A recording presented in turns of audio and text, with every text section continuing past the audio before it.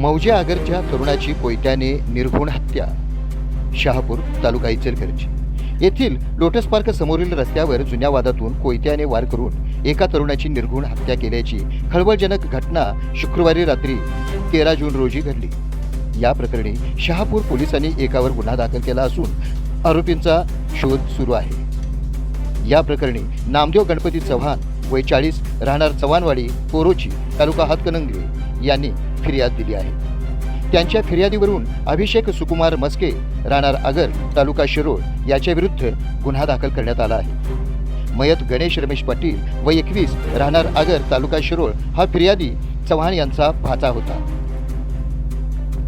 मयत व आरोपी हे एकमेकांचे जुने मित्र असून 2 वर्षापूर्वी त्यांच्या गावात काही कारणावरून भांडण झाले होते. तेव्हा वाद मिटलेला असला तरी त्या जुन्या वादातूनच ही घटना घडल्याची माहिती पोलिसांनी दिली आहे. शुक्रवारी रात्री 8 वाजण्याच्या सुमारास लोटस पार्क समोरील रस्त्यावर आरोपीने मयत गणेश पाटील याच्यावर कोयत्याने तोंड, डोकं व मानेवर वार करत गंभीर जखमी केले. त्यात त्याचा जागीच मृत्यू झाला. आरोपी घटनेनंतर पसार झाला आहे.